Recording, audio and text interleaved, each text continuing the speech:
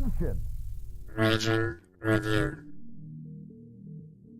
The Ragin' Cajuns will be a source of pride for this university, for the alumni, fans, and donors as we achieve success in the classroom, in the competitive arena, and in the community. It's about to get really fun.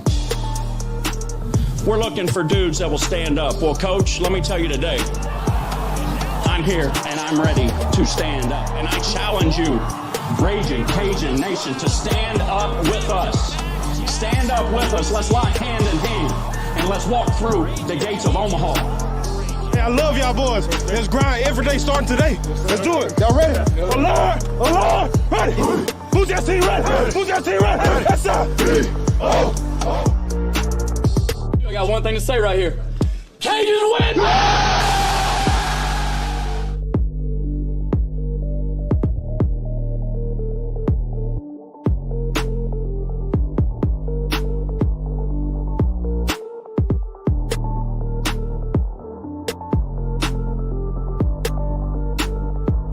Ladies, gentlemen, children, babies, Cajun Nation, hello once again and welcome to our Region Review postgame. Yes, you heard Coach Dez in the intro. That is totally correct, and that stands true for tonight. Cajuns win, baby. Huge statement win over the South Alabama Jaguars. Cajuns victorious by the score of 33-20. The Cajuns record improved to 5-3 overall, 2-2 in conference play, which now sets up for a really, really interesting matchup in Jonesboro, Arkansas next week against the Arkansas State Red Wolves. Red Wolves also victorious over the ULM Warhawks in Monroe. Man, the Cajuns still control their own destiny. They stay in the hunt, but today was a must win. And not only did they win, they won in a very convincing fashion. I'm Gerry. I'm here with Nick. We'll take all of your calls. If you want to tune in to Twitter, Facebook, YouTube, and celebrate the victory with us, come on in and join the party because it is a party tonight. Cajuns, big W over the Jaguars. How you feeling, Nick? What's going on? I mean, I'm not feeling as good as you apparently because I'm not out here screaming. But no, man. Look, we said this, how big this game was, how important it was for us to get off to a good start. We said the game would be won in the trenches. Absolutely happened tonight. We dominated on both sides of the ball. I'm sure there are some things we can talk about that we're not happy with, but all in all, I'm gonna like you. I'm gonna party like it's a Cajun win tonight. This was a lot of fun. Look, it sets up nicely for us. We've got the bottom three teams in our division that we've got to play. Again, none of those are a gimme. No conference game is a gimme at this point. But it sets up nicely for you. Right now, Troy is trailing Texas State 10-7. We'll see how that plays out. But man, this was huge and such a confidence boost for me as a fan watching this game because it's that first half was exactly what we were looking for out of this team to put together a complete half at the beginning of the game, not at the end of the game. And we did that tonight, and that was refreshing. They had a couple of defensive lapses in the second half, which is a little bit understandable. You know, South Alabama was going to come and be desperate there. But four turnovers or five? I mean, I lost count. Unbelievable, man. And we'll talk about that later. We said coming into the game, South Alabama had the advantage as far as turnovers. Man, we turned that around tonight. Let me tell you, we sure took it to them. Also, penalties. That's something else that I said. South Alabama is prone to penalties, and guess what they did tonight? They had some very key and critical penalties that were called against them. So a lot of what we said we needed to do, we did, and we came out with that dub. I was not feeling that great going into this game. I don't know if you could feel that on the pregame. We were talking about that earlier this week. I wasn't feeling that great, but man, they really they showed me they knew what a lot better than me. But I don't think anybody really felt that great going into this game because if you look at the last few weeks or really the whole season, we haven't played a full two halves of football. I've been saying it over and over again. If we just played 4 quarters of football in the way that I know we're capable of, it's going to happen. And that's what we did tonight. This was the first game, I think, and Northwestern State doesn't really count because, I mean, and it's unfortunate what happened to them, but they weren't, they weren't a good team when we faced them that night. But, this was the first game that we played 4 quarters of football. We played great in all 3 phases, and we never let South Alabama get into a groove. Just a few fun facts I wanted to list for you, and I listed them the other night. So in the last 2 games, South Alabama had outscored their opponents 110-10. We scored 17, and this is 10 points total for over 2 games. We scored 17 points in the first half. Another fun fact, in those last 2 games, South Alabama scored 31 points in the first half in each of those games. Today, we held them scoreless in the first half. South Alabama also was able to sort of get into a groove early in the third quarter and score 14 points, back-to-back drives. What did we do? We outscored them 16-14 in the third quarter. South Alabama was 27 for 27 coming into this game in the red zone. They were number 1 in red zone offense. Their very first drive when they got into the red zone, no points. First red zone drive coming out scoreless. Those little factors right there, when that happens to a team, and if that would have happened to us where we had those type of stats, it's very hard to overcome that when you're used to things going your way. And we forced them to beat us at our game. And I think that was something that they really couldn't overcome. Look, I'll give you some stats right now. Their total offense, they had 150 total yards more than we did on offense. But here's the difference. Every time they drove down the field, they turned the ball over or we forced a turnover. So all of that fluff, that sort of bend but don't break approach, when it was time for the defensive guys to step up, that's exactly what they did. And that's how you break a spirit, is when you think you're getting close and you force a turnover or you force a big play, that's when the momentum shifts. And we've seen it, unfortunately, at our expense. We gave it to them and returned the favor to them today. And something else that we were talking about, or that I mentioned last week or earlier this week, was how good are we? This is going to show us how good we are. And it's going to be a good comparison to last season. And what I saw tonight was a team that if we would have come out of the gates in the second half and allowed them to come within a touchdown, because it was 20-14 at one point that they came back, scored twice, 20-14. I don't know that last year's team would have won that game. I think we may have folded. And this year's team showed what we showed last week in the second half, is that they're not going to give up, even though we might have some blown coverage. Again, I know Josh was pulling his hair out with that one touchdown pass where there was nobody within 30 yards of the receiver. We did that a couple times tonight. Again, we got to clean that up, but tonight's not the night for that. But I just feel like last year's team might not have pulled out the win. I think they may have folded in the second half, like we saw them do several times last year. So this is a different team. And I think this solidified for me that, yes, we are better. We are making progress. We have some hiccups along the way. We saw that last week. But big sample, we're on the right direction.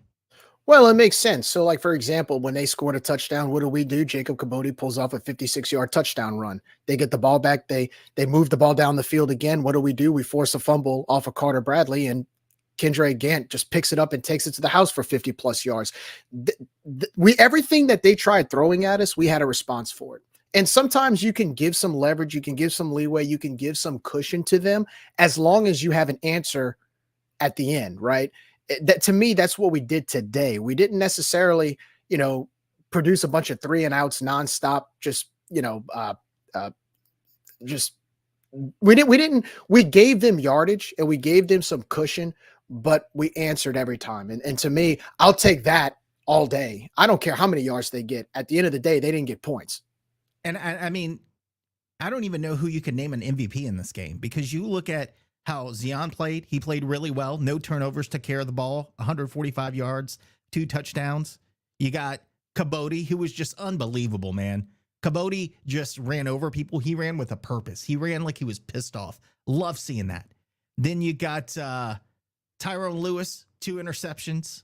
You got Gant with a huge fumble recovery. McGriff, 2 fumble recoveries. I mean, it's just who is the MVP for this game? I mean, you pass that game ball, you split it up, and you give it out to a lot of people. Because let me tell you, the whole offensive line, the whole defensive line, those guys, just outstanding play tonight. It was a team effort. And speaking of stats, I'm going to go through a few stats right now. So the Cajuns had 348 total yards of offense. They had 145 yards passing, 203 yards rushing, to South Alabama's 498 yards of total offense, 381 yards in the air, 117 yards on the ground. So the Cajuns did a good job pretty much holding South Alabama's rushing attack they did a good job holding them pretty level. They averaged going into the to the game they were averaging 176 yards, so it was about 50 yards less. So I thought they did a good job, especially, look, LaDainian Webb, he got his carries. He was 16 rushes, 96 yards, 1 touchdown, but we didn't really let him break outside of that 1 touchdown run. He didn't really break too many, so we made him earn his yardage. Zion Chris, 13 completions, 17 attempts, 145 yards passing, 2 touchdowns, no interceptions. He carried the ball 10 times for 30 yards. Jacob Kabodi, shout out to Big Jake, 23 carries, 119 yards, 1 touchdown, including that 56-yard touchdown run that I mentioned. And it was good to see Draylon Washington back in the mix, 12 carries, 52 yards on the ground. And Zylan Perry had 2 carries for 3 yards. Peter LeBlanc, 2 receptions for 37 yards. Both receptions, key catches in the game. I believe they were both 3rd down receptions. And, in the past, those are some passes that he drops. And he made some really good catches that really extended drives and kept things going. Terrence Carter, great day for him. 3 receptions, 36 yards. Neil Johnson, 2 big catches, 17 yards, including that beautiful touchdown pass. It was almost like a bullet he caught from Zion. He threw it in between 2 defenders, and he was able to bring it in for a touchdown. And Jake Bernard, 1 catch for 33 yards, but it was that touchdown catch that he had with that defender on his tail, and he was able to make a huge catch in the end zone to really get the offense going.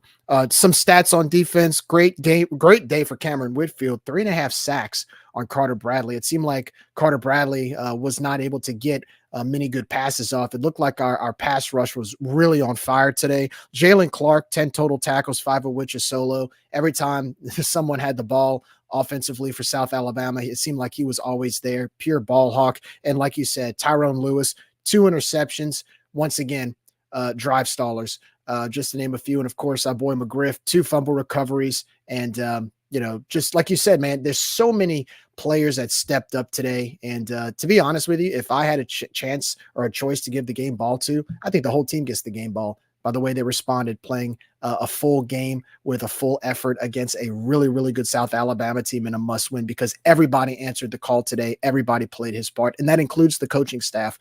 Great week of preparation. And so everybody gets a game ball. Yeah, and I was going to say the coaching staff. Look, we came out and we brought pressure. Obviously, we saw something on tape with Bradley or maybe their offensive line that we thought we could take advantage of, and we did. And we were very aggressive, and we didn't really let up. Now, I know we had some soft zone there.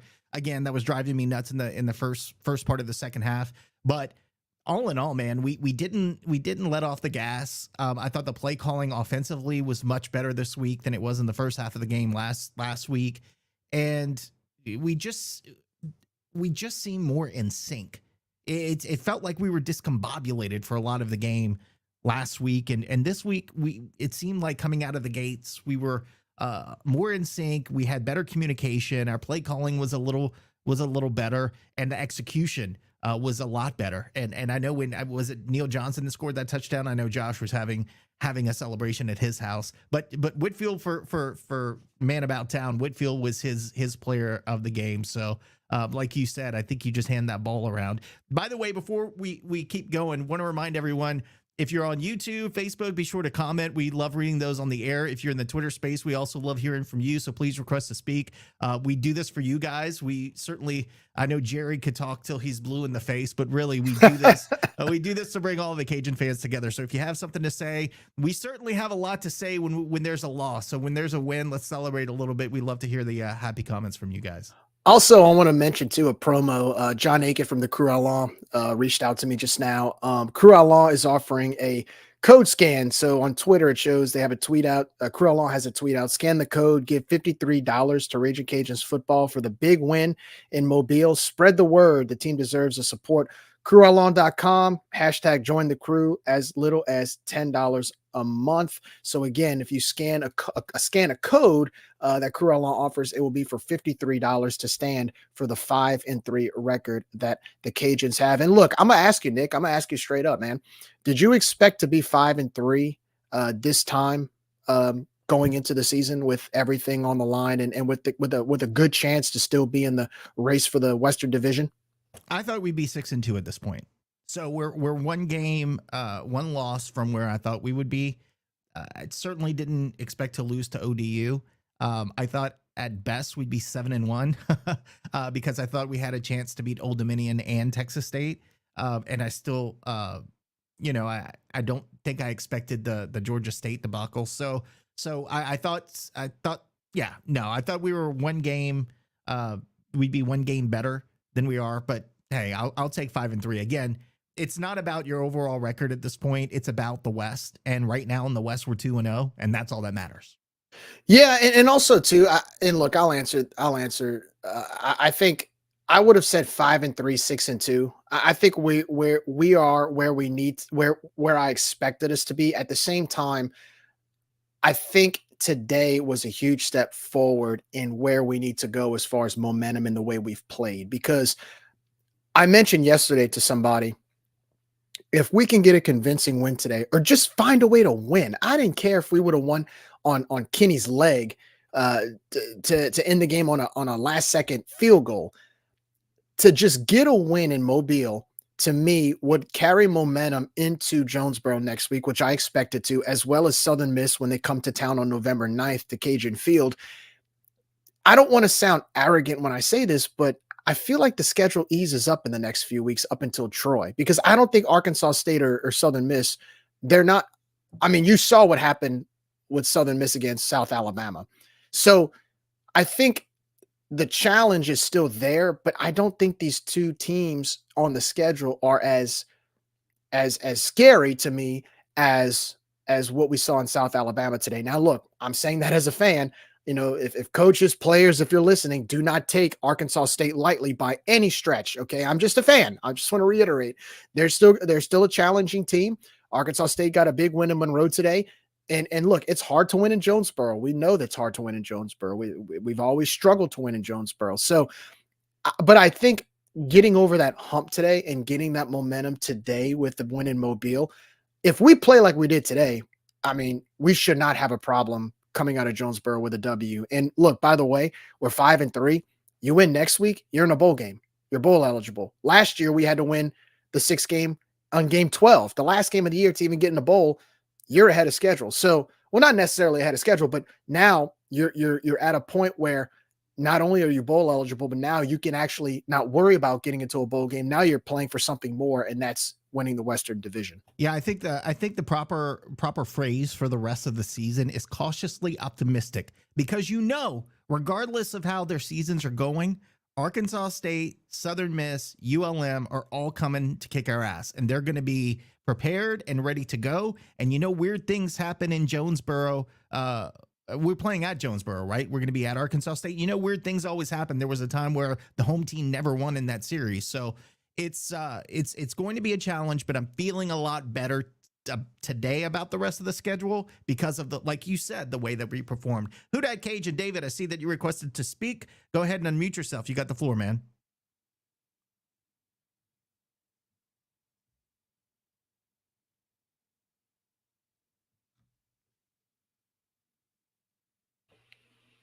What's up, David? You there, bro?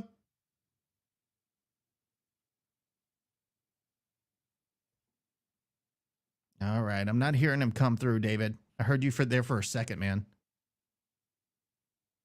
All right. We'll keep going, Gerry. I'll try to figure it out on my end. That's okay. And also, too, I mean, there's a lot of games going on right now around the conference that are pretty significant. Arkansas State just beating ULM. I think you also have Texas State and Troy right now. I believe Texas State leads Troy 10-7 at halftime. It's kind of a tough situation with that one, because my question is, how can I say this? If Texas State wins, Troy has 2 losses, which has them tied with us. And Texas State, I think, is 3-1 or 4-1 in conference. Would you rather Troy win, give Texas State the second loss, and then we go to Troy and give them the second loss? Or would you rather Troy have 2 losses now with Texas State having only 1 loss? I mean, at this point, doesn't matter. I just want to win out. I guess Troy losing twice. I would guess, but again, we just have to take care of business. At the end of the day, that's what we need to do. We got to beat Troy, and then we got to take care of business the rest of the way. So either way, it doesn't matter to me. Yeah, and if you're wondering, so Texas State, I'm looking at their schedule right now. Again, they're up on Troy 10-7 at halftime. They actually host Georgia Southern next week, and then they go to Coastal on November 11th, and they also head over to Arkansas State and they host South Alabama. So I could see them dropping one of those last four some kind of way. I don't know who it'll be against. I don't see them winning out, even if they were to win tonight. My point is, Nick, we control our own destiny, man. We control our own destiny. We control everything that's in front of us if we play smart, disciplined football. So, yeah, I like the direction we're going. Tonight was a huge step in what we're trying to accomplish, and now we just have to keep that same level of energy going into Jonesboro next week, and I think the rest will take care of itself.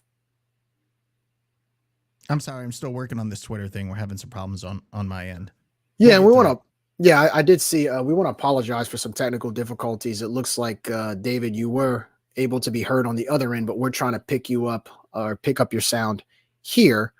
By the way, man, I hate to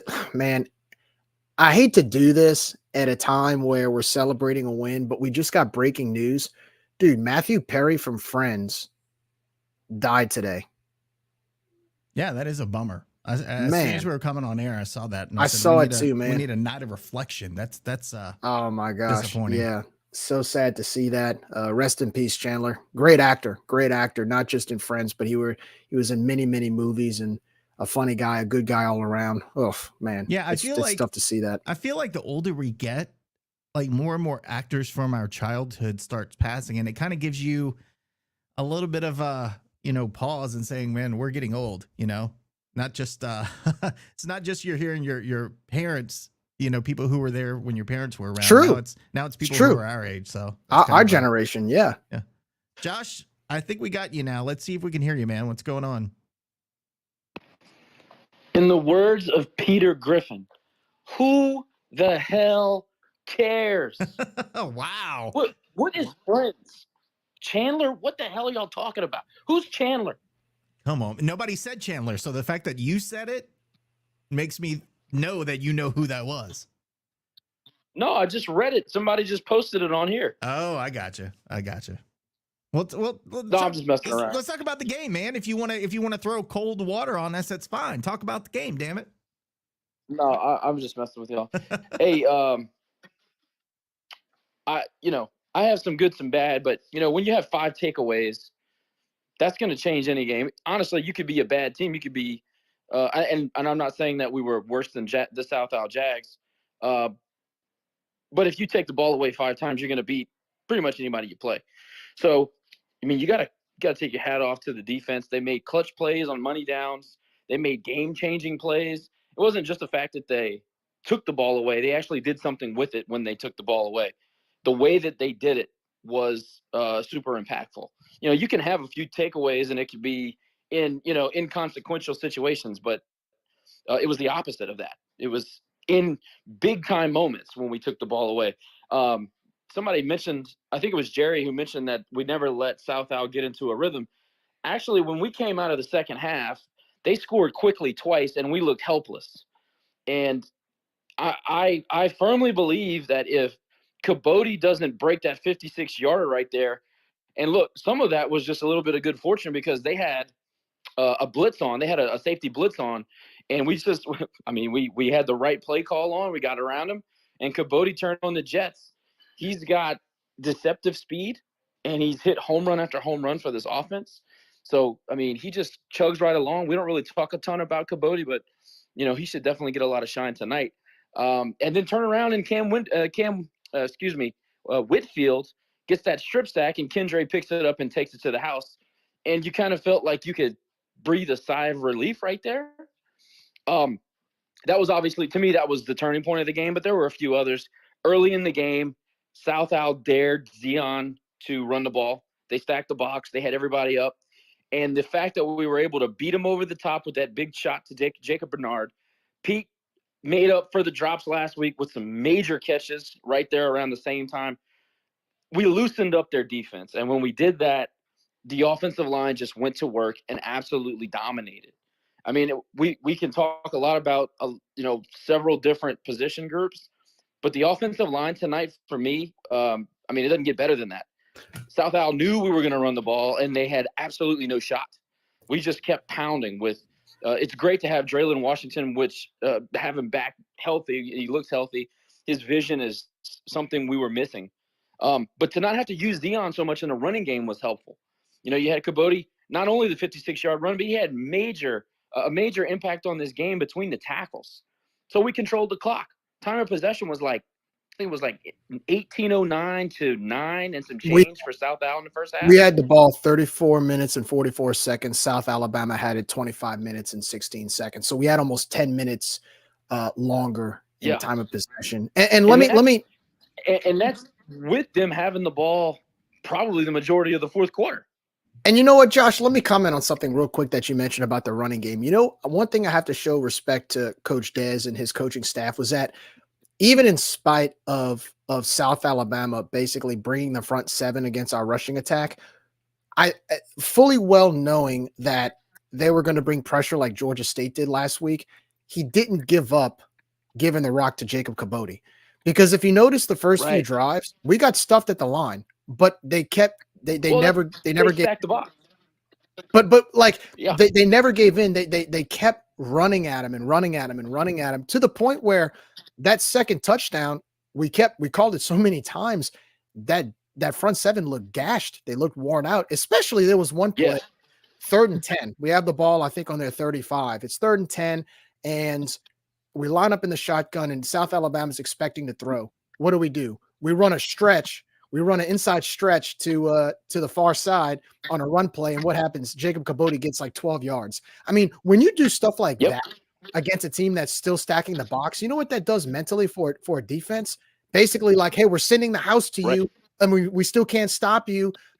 That to me, that's guts, man. That takes a lot of guts to call plays like that. And so I give my credit to Coach Dez and his staff, and the fact that they didn't give in and they kept calling it. And look, there were some plays where our rushing attack didn't quite get the yardage we wanted, but then there were some that created opportunity where we broke a few. And so I thought we did a good job wearing down their front seven to the point where towards the end of the game, it was pretty much null and void by then. Yeah, I totally agree with that. I think that 45 of those 60 minutes, our offensive line was just flat out better than their defensive line and really their front seven, because we were getting down to the second level and knocking some people on their ass. Now, number 10, Wilfon, good player.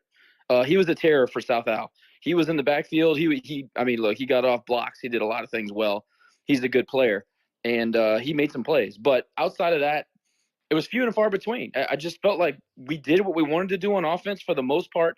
Outside of probably the first half of the first quarter, it started out like kind of that unimaginative, if Zion can't make something happen, we got nothing.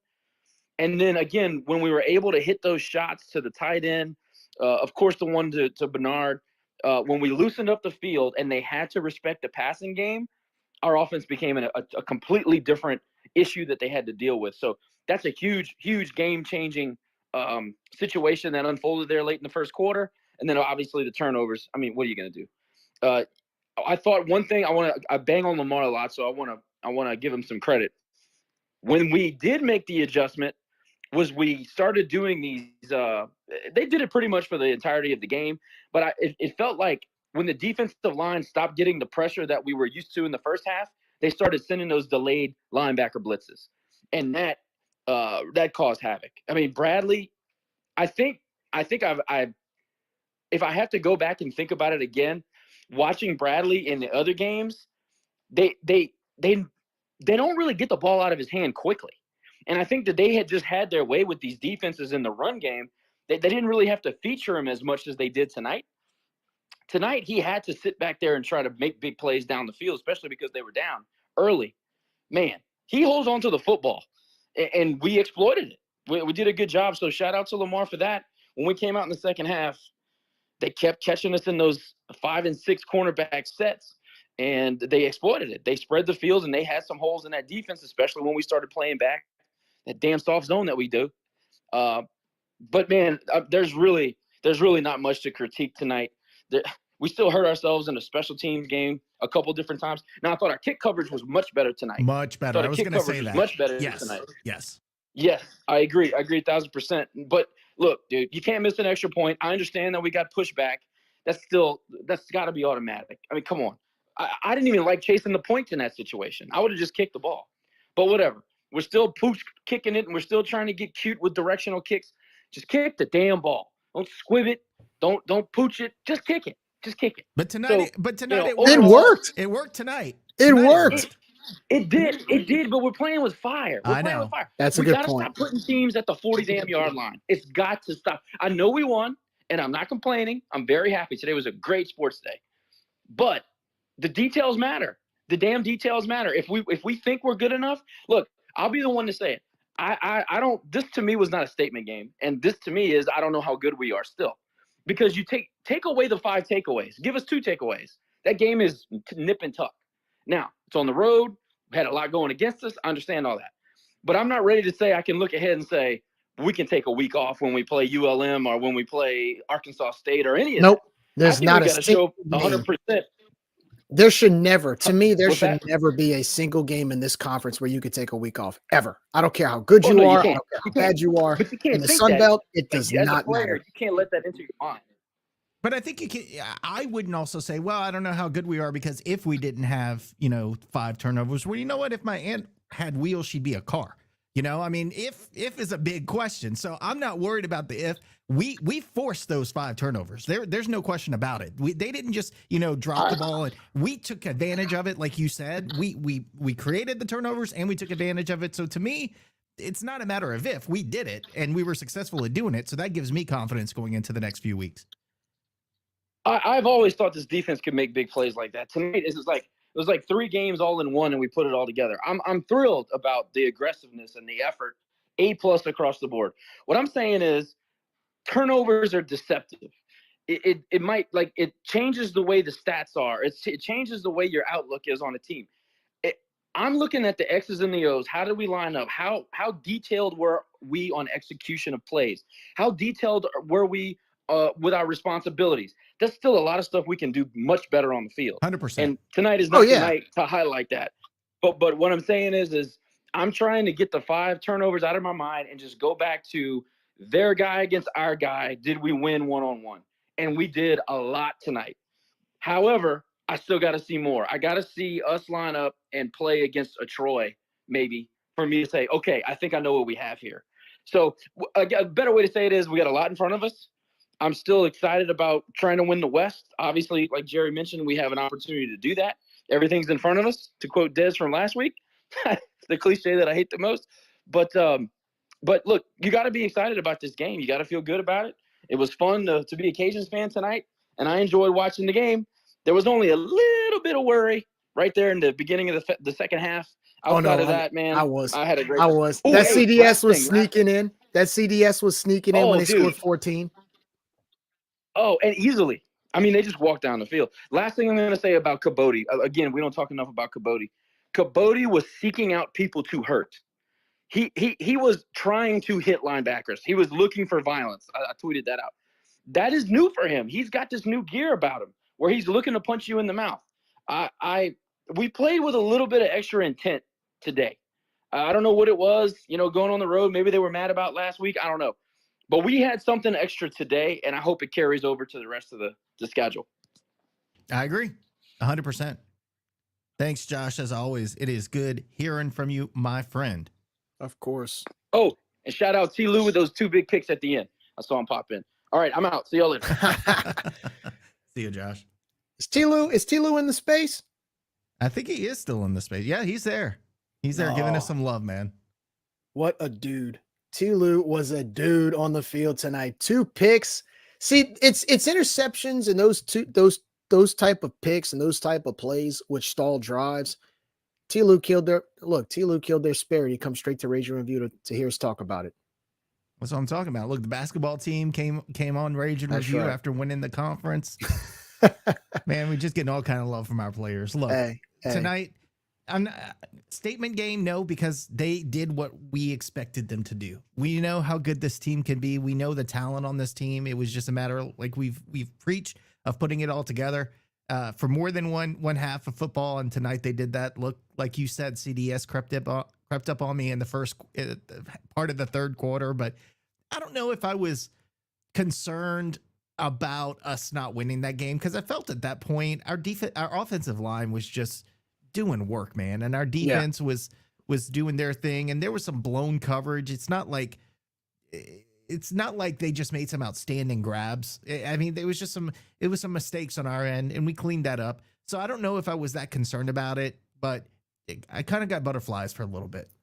I look, man, I know y'all saying it's not a statement game. I think it is, because to be honest with you, if you look at the statistics, if you look at all these media people predicting the games, and look, I kept receipts, by the way. So tomorrow I'll be looking for a tweet on Twitter from the Rage and Review account. I think it's a statement game because of the fact that everything was against us stat wise. Everything was against us with the media talking. Everything was against us in the narrative. Everything was against us after what happened. Yeah. I mean, so dogs, really? How is that not a statement when you go to their house? A team that has outscored their last two opponents by a combined score of 110-10, a team that went to Oklahoma State and held them to 7 points, which is almost impossible to do. And you go to their place and you beat them by 13, which technically should have been by 19, but we gave up that touchdown with like 10 seconds to go. I mean, you almost beat them by 20 points. I don't know how that's not a statement game to me. Now, granted, if a statement game requires you to play a perfect game, then yes, I see where you're coming from. But with everything against you, all of the by the media before, and how we're going to lose and all this foolishness, and you go over there and you dominate, how is that? How was tonight not a statement game? I mean, I'll take it. I don't care what you call it. I'll take it. But look, we got to follow that up. And I know our guys are going to be prepared. Absolutely. There's a lot of history with Arkansas State. Again, there was a time back in the day where neither team ever won the home game. So, I mean, that obviously bodes well for us going to Jonesboro, but it's never easy to win in Jonesboro. They always play. I mean, I remember as a freshman, and that was way back in the day, going to a homecoming game where we were playing Arkansas State, and that was a dogfight. So it's not going to be easy. Like you said, every game in this conference is a dogfight, and that's why this conference is so fun. Because every week, you know, you got to bring your best, or you're gonna get stomped. Look, 2 years ago, we go to Jonesboro, and I mean, we finished the season 13-1. We're 16th in the country. We're Sun Belt Conference champions. We win the New Orleans Bowl. We lose our head coach to Florida. We go over there, and we only win by 1 point because our running back ran a 99-yard touchdown run, and that team finished 2-10. 2-10. So it doesn't matter how good or bad they are. Every game in this conference counts, and it counts to where you have to bring your A game to have a chance to come out with a win. So look, next week on paper, do I think we should win? Hell yeah, absolutely.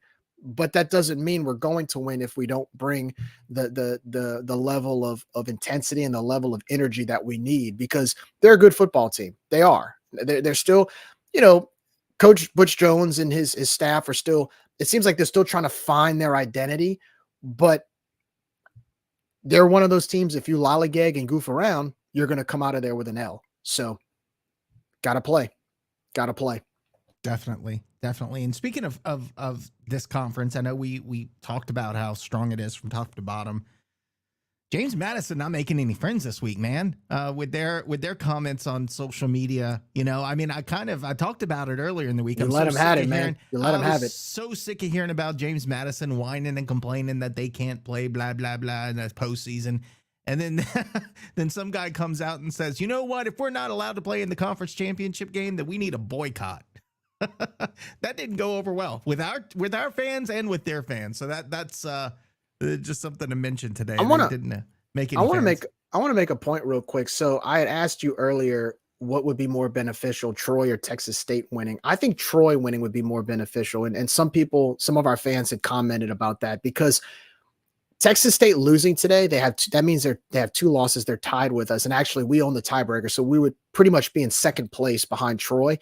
And if we beat Troy and win out, we automatically win the West. So I would rather Troy win this game, we beat them, and then win out. Whereas, because if things end up the way they do and Texas State loses today but wins out and we win out, we still want the tiebreaker over them. So I've changed my mind. I think Troy winning would be more important in this game to beat Texas State. I can't do that Cajun math. That's too confusing for my head. Just tell me we're the champions at the end of the season. Just win out and you don't have to worry about any of this. Well, no, you might though, because if Texas State wins today and wins out, they would technically win the West because they only have one loss. Well, yeah. So shoot. So you want Troy to win. So go Trojans only for tonight. Only for tonight. They're winning. They're up on I think they're winning by 4 right now. They just good. They took the score off of my screen. So I thought it was 14-13 just now. Was it? Yeah, it's 14-13. Oh, 14-13. You see, the whiskey's getting to me, man. I'm doing the Buffalo Trace tonight, by the way. I'm doing a little celebration, Jack and Coke, but yeah, celebration sip, my man. Celebration sip. So I got to ask you, Nick, what was your play of the game? What was the play to you that said, all right, we're here? I think it was Cabote breaking that. I mean, not saying that we're here, but I think for the game, if that's what you're alluding to, like what in the game told me, all right, we're good, was that Cabote run. Like Josh was saying, I mean, we go down and let them score twice and it's 20-14 and you're kind of shaking in your boots in a little bit. And he was like, nah, not gonna happen tonight. I think that was it for me. That to me was when I kind of took my shoes off, threw my feet on the recliner and said, we're good. And not worried about it. So to me, that was a big play of the game. That was the one that sealed it for me and said there ain't no way they're coming back. I have to say Kendra Gant scoop and score, because that to me, they had just gone 2 straight drives with a touchdown. And it was to the point where even if they would have done it again, it was almost to the point where we would have had to keep producing offensive drives and keep producing offensive scores. I think once Kendra was able to pick up the ball and take it to the house, to me, I think that shut the door of that opportunity for South Alabama's offense. I think South Alabama's offense pretty much took the night off after that. I think the gravy train just stopped. So to me, that was a turning point, and I think that was pretty much the final curtain, the final nail in the coffin. Even though it was still in the third quarter, you go up 19, whether you're at home or not, you can't come back from that. Yeah, I mean, but again, you could point to so many points in this game where we did things that we haven't been doing on a regular basis. We've shown flashes, but tonight you could point to so many different plays that made a difference in this game. And look, South Alabama's not a bad team. They're a good team. And that's what makes it even more impressive. Like, you didn't go to a jabroni's house and pull this off. You went to a contender for the title and pulled it off. And so, again, last year we lost the game.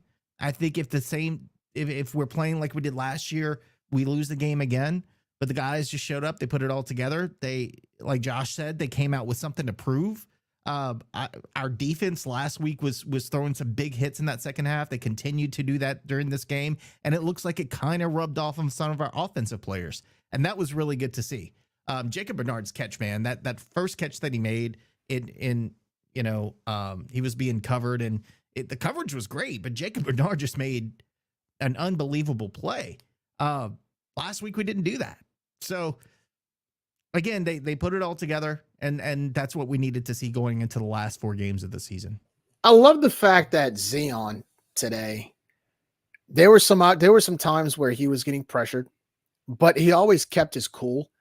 And even on a few key third downs where he had taken maybe a sack early on or had to throw the ball away, he was still poised enough to step into the pocket and make some of the throws that he made. And look, everybody, our whole fan base praises Zion on his ability, but at the same time, it's still hard as a freshman to make some of those throws. And the fact that he was able to do that more than once today and extend drives, some of which turned into scores, I was very impressed. Look, we all know Zion's talented, but for him to step in and make some of those throws under pressure like that in the pocket, was a huge step forward for him as well in his development, because last week he didn't make many of those. I thought tonight he was able to make a few that really, really, to me, turned the game around a little bit, where the offense was able to find that groove and keep drives going. So kudos to Zion on a great game as well. And again, you talked about Jacob Cabote. I mean, he was on fire. It kind of reminded me of the Cajun teams from like 2018 to like 2020, where every time a team would like sneak back, like, Elijah Mitchell or Raymond Calais or somebody would pull off some 80-yard touchdown run and shut them up. That's what it reminded me of, because we haven't seen that in a while. Even in 2021 and last year, we haven't seen a running back break a huge run like that. And Jacobs made a few of them. He made one at UAB that kind of did the same thing as far as set the tone for the game. And the one he did tonight was huge, especially with the fact that they blitzed. I believe they blitzed on that play. Zion took a huge hit after he handed the ball off, which in turn actually was beneficial, because it opened up, it parted the Red Sea, and Jacob was able to take off 56 yards to the house. But that was nice to see. We're going to need more of those long runs. And so now Dre and Zylan have to step up to the challenge and make a 60-yard touchdown run. Jacob got his. Now it's the other guy's turn. I have no doubt they can do that, right? I mean, they all got the speed for it. Could do it. Yeah. I feel like they can do it too. So no, look, I'm feeling good tonight, feeling good for about the rest of the season. Just keep on working. One game at a time. So real quickly, Nick, let's talk a little bit about what's going on around the Sun Belt Conference. We talked a little bit about some of the games being played right now, but I figured we could kind of touch base on what happened the other night. I know the game wasn't quite over the other night between Georgia State and Georgia Southern.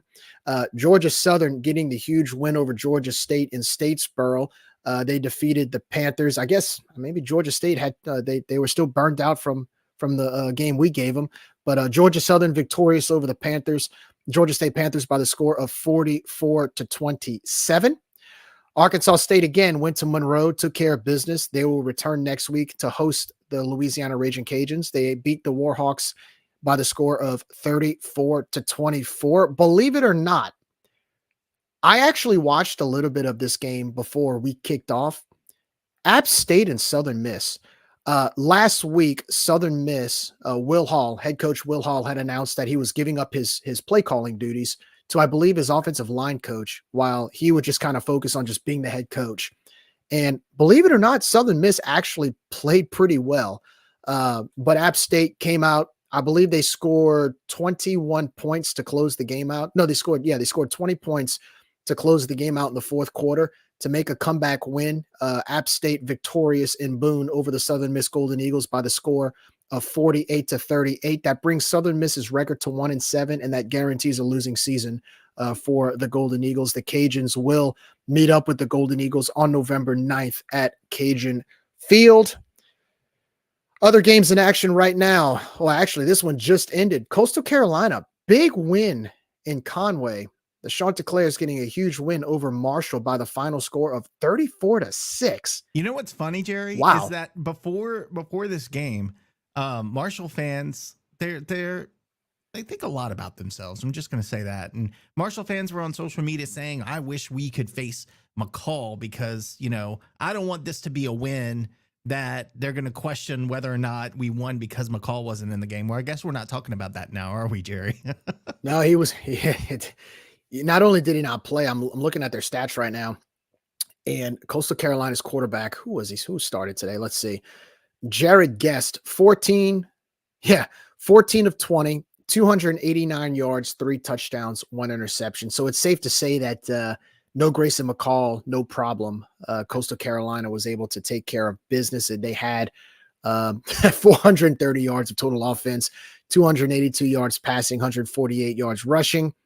And it was, again, 34-6. I mean, quarterback or no quarterback, they got it done. You remember that picture that their athletic director posted of their, it's not a trophy case, but it's like a trophy stand. And it says latest Sun Belt championship. I guess that's going to stay empty for a little while longer because Marshall ain't doing it this year again. Yeah. They started off great too. I want to say they started the season 3-0 or something like that. Got a huge win over Virginia Tech. And then all of a sudden they just kind of fell into this slump.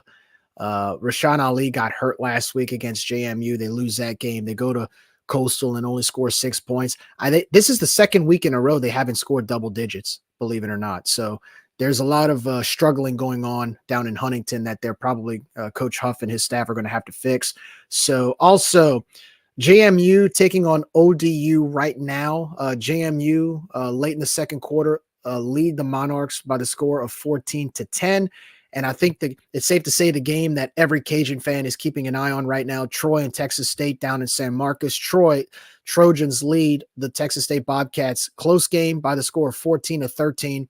Texas State has the ball at their own 26-yard line with 5:07 left in the third quarter. So we're definitely going to keep a close eye on that. Again, if Troy wins, they'll be in sole possession of first place, and that'll give Texas State 2 losses, which will automatically put the Cajuns in second place behind the Trojans, to where the Cajuns, if they have a chance to win out and beat Troy, have a chance to win the Western Division. So again, in this case, we're pulling for the Troy Trojans to pull this out in San Marcos. But yeah, and also, of course, Louisiana victorious over South Alabama by the score of 33-20. Speaking of which, Troy and South Alabama, they will actually face each other this coming Thursday night in Troy. So South Alabama will travel to Troy, and that will be a huge game in the West. And Texas State will host Georgia Southern. So that'll actually be a good game as well. So those are 2 games to keep an eye on next week. That'll determine the standings in the West. Dude, it's getting good, man. I want to win the West, but also this is why it's so important to have the teams we have in this conference right now, because every game matters. Every single one matters. You know, years ago when we started in this conference, I know there was a lot of talk. I remember it. It was all over. I think we were the Delphi forums at the time. But I remember there was a lot of questioning. Well, we should just stay independent. Like, we should be independent and just do our thing, and we could put together a better schedule. And but the argument that made sense to me at the time that people didn't like to hear was, I'd rather be a conference champion in a bad conference that's just getting started than be independent and have nothing to play for, which is so true. And so you saw us progress. I mean, again, the first year of this conference, North Texas won the championship. I don't even think they had a winning record, and they went to a bowl game with like a 5-7 record. So it was not great. It was a rough start. But then you look again and look, I know Benson wasn't the most popular guy in the world, but you have to give the man credit from coming from the WAC, which, by the way, the WAC, that disintegrated. But he came from the WAC. He had a vision for the conference. We went through some real struggles when Western Kentucky and Middle Tennessee, FAU, FIU, everyone left, and the Sun Belt's looking like we're going to be the one to kind of fold. He had the vision to invite App State and Georgia Southern and some of these other schools. And then Keith Gill comes in and continues, the trend of inviting the right pieces of the puzzle to this conference.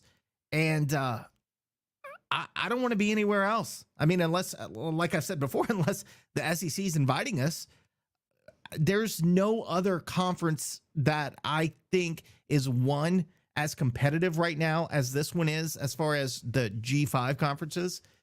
And 2, the rivalries that are starting to really butt up. Look, Southern Miss, I'm telling you, that's going to end up, I know it's more of a rivalry on Southern Miss's part, but that's going to start cranking up a little bit. And then Georgia State, they just pissed me off. So they're starting to be a little bit of a rival. So I think you're starting to see some of these rivalries develop. But like you said, every single game matters in this conference. Every single game that we play matters. There's no gimme.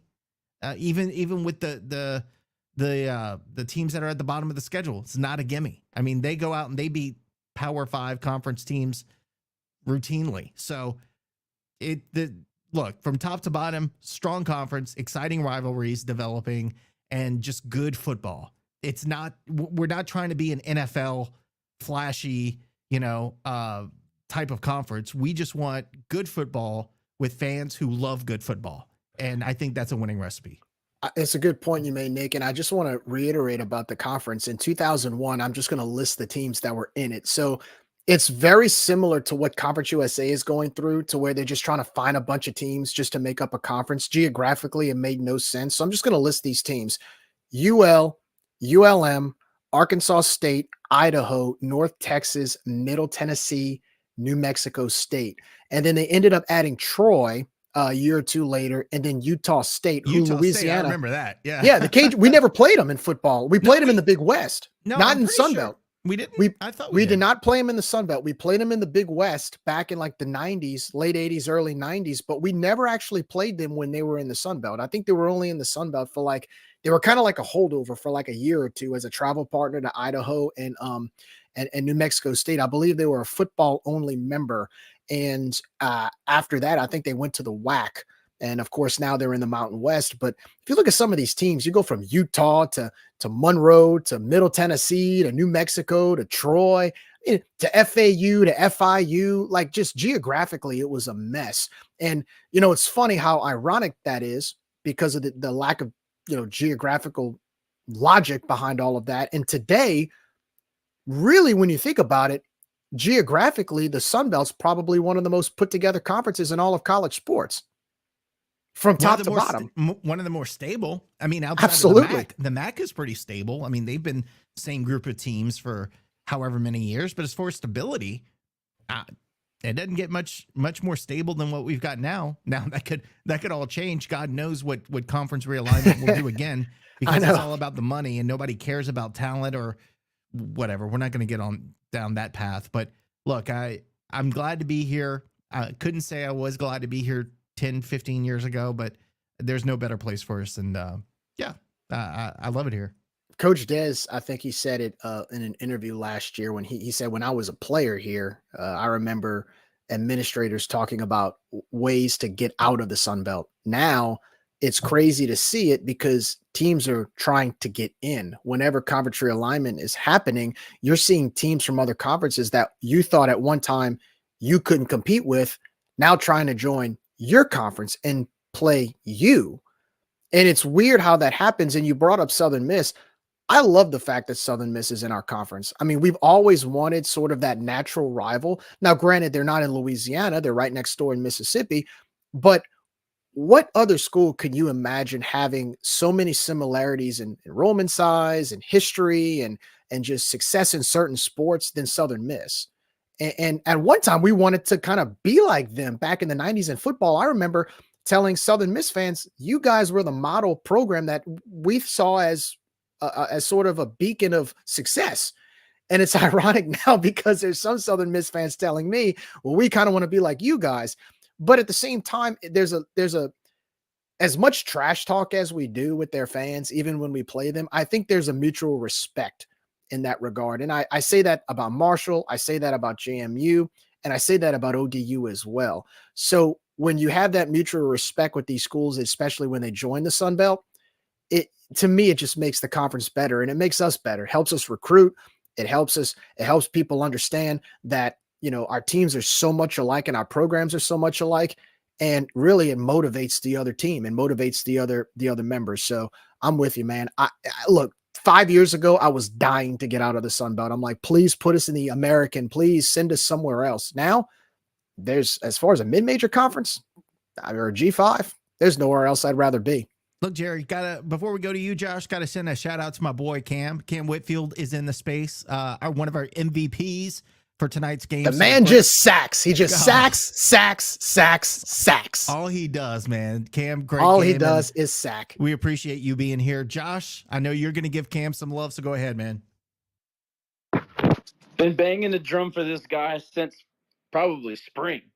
So I wanted to be the second. I wanted to be the first, but I'll be the second to congratulate the national defensive player with the national defensive player performance that'll come out on Sunday or Monday, whenever they announce it, because 3.5 sacks and 3 strips, that doesn't happen. That doesn't happen. So shout out Cam, monster game. Also, we didn't talk about Antoine Bayless. Antoine Bayless had a fantastic football game tonight. He absolutely dominated the middle. Cam Narcisse, I could go down the list and basically just name off the roster of guys that had great games.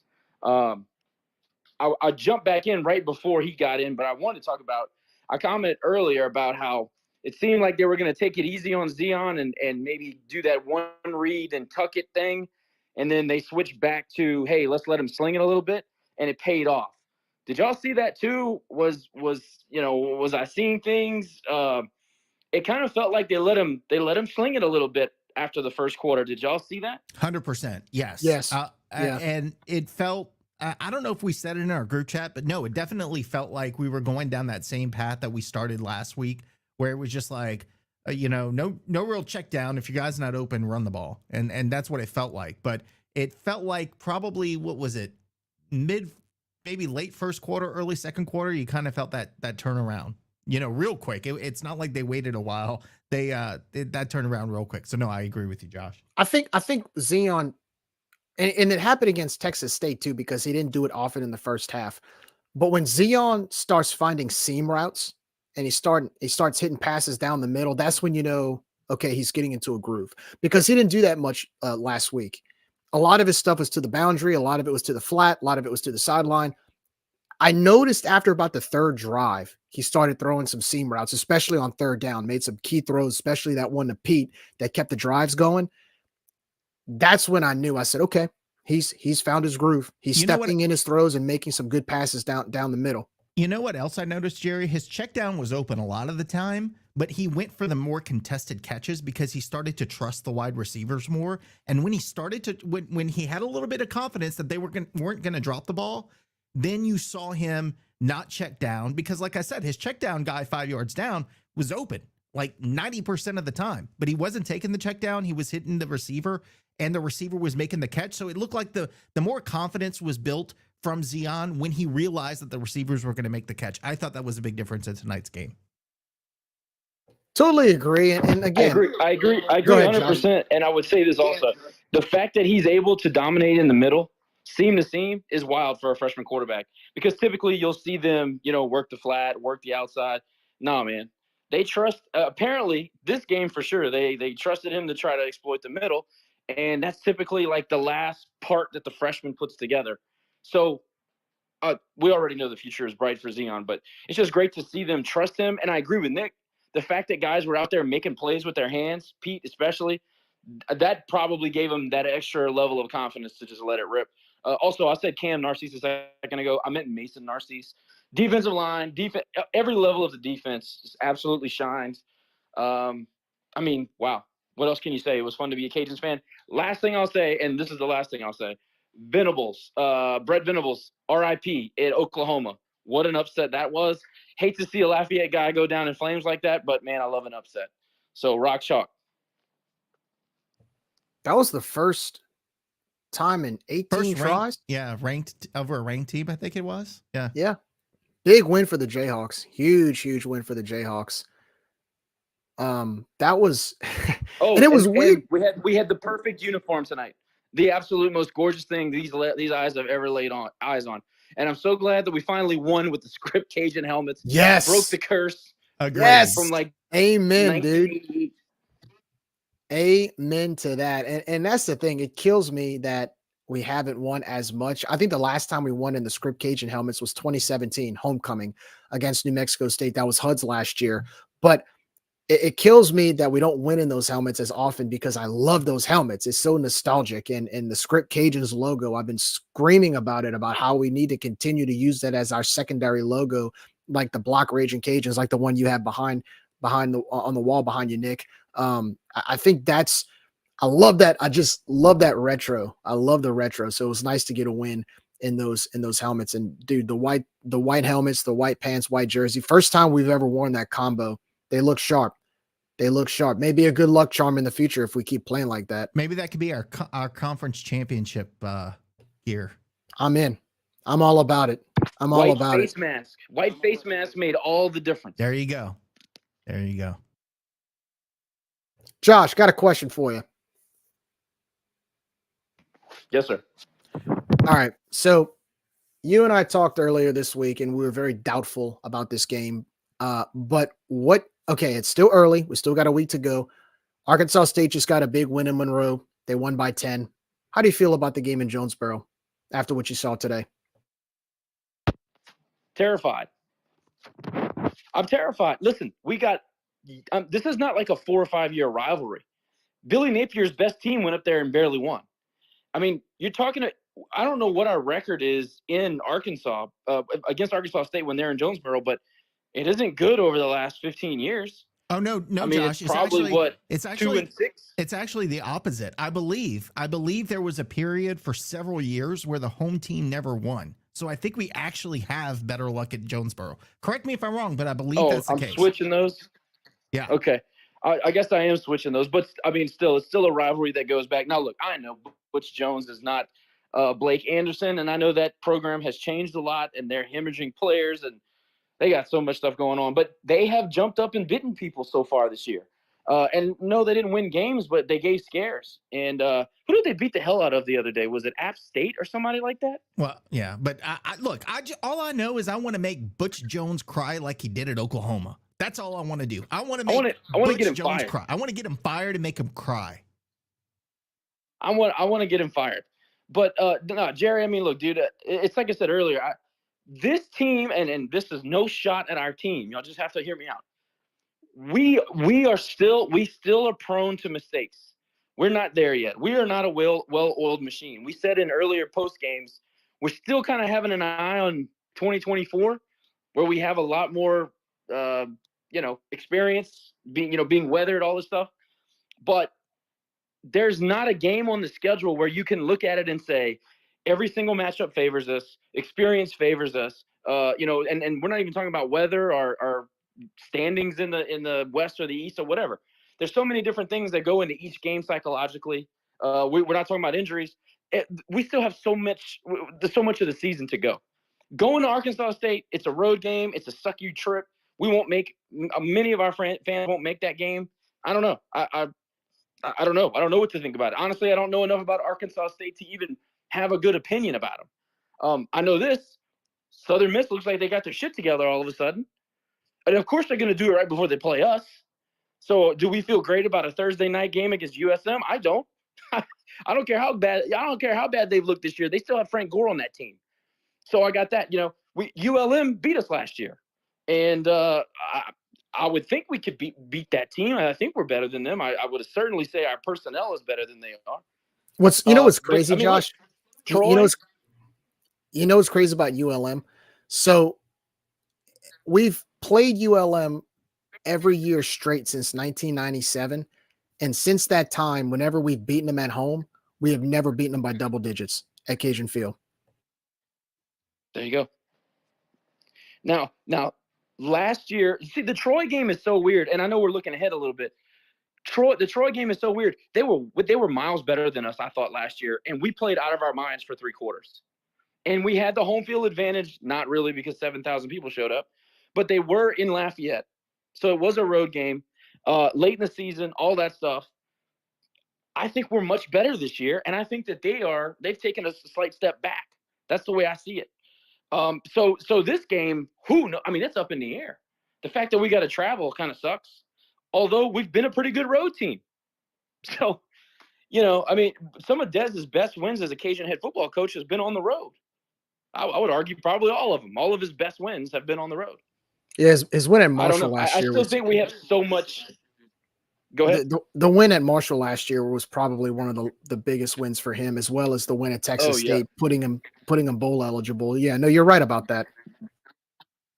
Yeah, I agree. I don't necessarily worry about this group on the road. However, it's still a road game. It's things happen. It is what it is. And guarantee you, if they keep winning and we keep winning, that place is going to be rocking. So that's another thing. Zion's played in Minnesota. That was a raucous crowd. Yeah. Has there been another? So UAB. that's something that we gotta worry about too. Yeah. Even still, I think Troy will be even more lit up than that UAB game was. Speaking of which, don't you agree? Josh, And the Lightning game, Speaking of which, Troy just scored a touchdown to extend their lead against Texas State. As you were speaking, pending the extra point, they will be up 21-13 The fourth quarter just started, but that was a huge touchdown pass. And looks like pinning the PAT, they will be up by 8, but they're about to attempt the PAT. Let's give a quick update after this extra point. Let's see. All right. Yep. PAT good. So Troy in the fourth quarter, Troy leads Texas State by the score of 21-13 with 13:48 left to play. You got to give a shout out to my boy, Andy Caswell. He went out to Mobile, still there, obviously.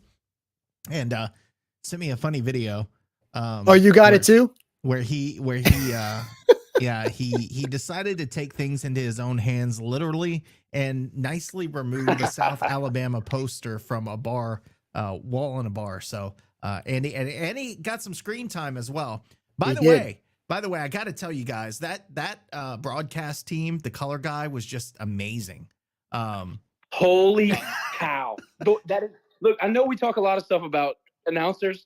That takes the cake. It wasn't even close. So the guy couldn't say Louisiana without stuttering. First of all, well, because he wanted to call us Lafayette.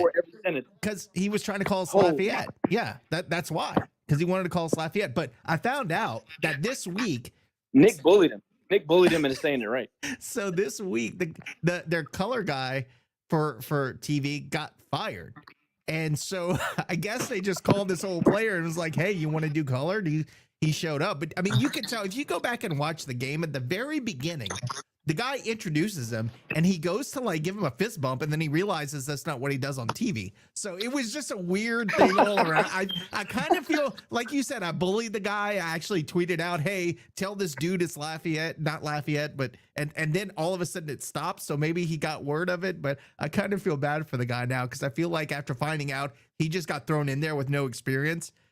That's kind of a crappy thing for South Alabama to do to him. Yeah, that is true. But it really was terrible. In fact, it made the game kind of unwatchable. Oh, it was awful. Power. And it's hard. If we would have lost, that would have been so much worse. And it's hard in Texas because not only am I streaming the game, but I would also have to stream the broadcast. And trying to time that up just right is almost impossible because the stream always has a little bit of a stutter. And then it gets off, so then you have to pause something, and it just like I'd love to hear Jay on the broadcast. I wish we could have some kind of deal on ESPN, you know, like some of the bigger schools have, where you can listen to an alternate broadcast of audio feeds. I wish we could do that because it's really hard to time it when you're streaming both. But man, that was difficult. Yeah, I've given up on the streaming syncing thing. I've tried too many times, but I really do have to go this time. Shout out to Andy. It's always good to get a video from the road. I love those because we can post them and make fun, and it's good for rivalries. He did his best Ryan Landry impression, going in there and ripping up their stuff and throwing it in their face. Looked like it was a nice ending, though. The guy walked up to him and shook his hand, so it didn't get out of hand. But Andy and that whole crew went out there. They probably had, I don't know, 6, 7 a faithful that from the tailgate group. So shout out to them. Shout out to anybody who can make those road games. I know that's it's a long haul. And, man, there were so many things going on in Lafayette, it was impossible to get out of town for me. Yeah, I saw my parents on – I thought it was weird. Not weird. I thought it was pretty cool. I saw my parents on TV. They were there too. They're heading back to Lafayette in the next couple of days. But they went, and there was some bread. There was some bread in the stands. Give a shout-out to Cajun Nation for showing up to Mobile. Thought it was I went in 2021, and look, I got to give it to South Alabama. They did a great job with that stadium. It holds around 26,000, perfect size for what they're looking for, but it's on campus. And so instead of having to go all the way to Ladd Peebles, like on the other side of Mobile. Yeah, sketchy. On the other side of Mobile, they built a stadium on their campus. It's a great setting. I mean, it's beautiful out there. And I'm glad they did that because, the turnout has been pretty good for them. And, they have something close by, and that's something that, that's important. So job well done to South Alabama. They've always been great hosts, and shout out to the Cajun fans that made the trip and help us bring home the victory. Gerry, we got somebody requesting to speak. Landry, I've given you the floor. Go ahead and mute yourself. What's up, man? Hey, what's up, guys? How y'all doing tonight? Doing well, man. Great, man. Yeah. Okay. So I'm Ryan Landry. Ryan, RC. Yeah. What's up, Gerry? Good hearing from you, dude. I'm I'm on the road right now, heading back from the stadium. I'm going to meet up with Andy, and we're going to tear some more shit up. I just want to let y'all know. So be on the lookout for some more videos. Hey, post as many videos as you like, man. Yes, please. That's awesome. No, you guys, thank you for going out there and representing us. Unfortunately, some people live more than 10 hours away from Mobile, but we appreciate you guys being out there and holding down the fort for us. Absolutely, man. Yeah, but look, that stadium, that's the first time that I've been there. It's basically like if we would have built a stadium right in the middle of like Girard Park or something. It's perfect. Now, if that crowd size would have been inside Cajun Field, it would have looked pathetic. But because they only hold 25,000, it looked pretty good. But overall, that's pretty much what I think that our stadium should be. And it was a good experience, man.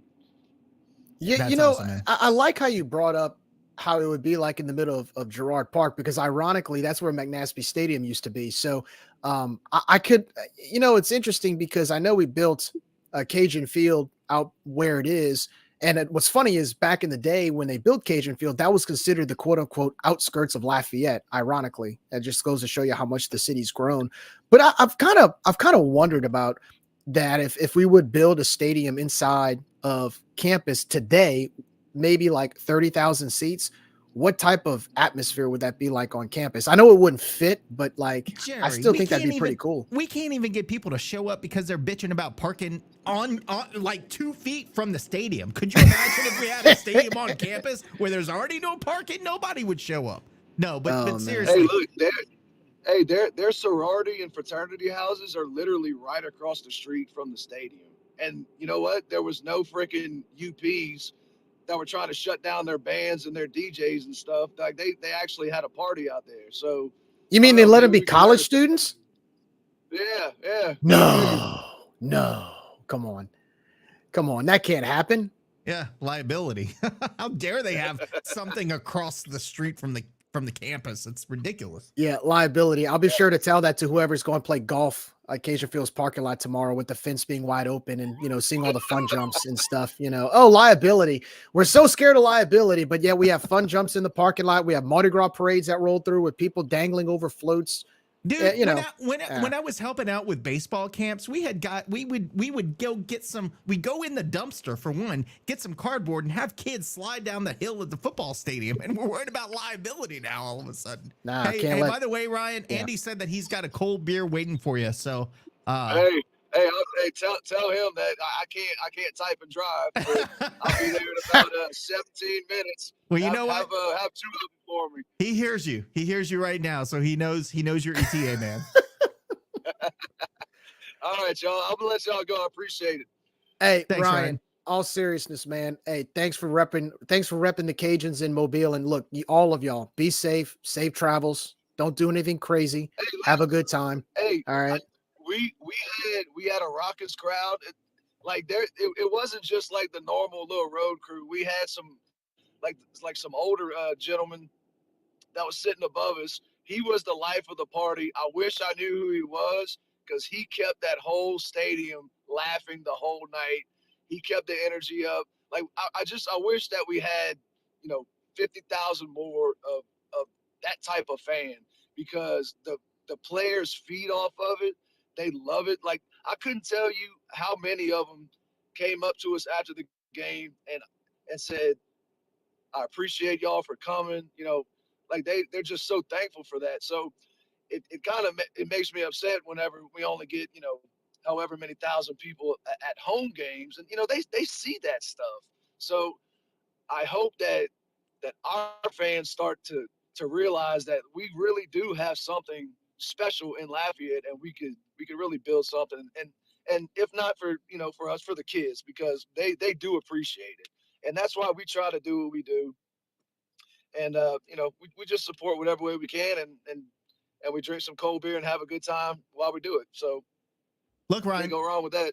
I agree with you 100%. And let me tell you, that's why I'm excited about the stadium reno, is because we're going to reduce the capacity size. And when you look, when we're looking at Georgia Southern on a Tuesday night, and they're absolutely packed, that's only like a 20,000 seat stadium.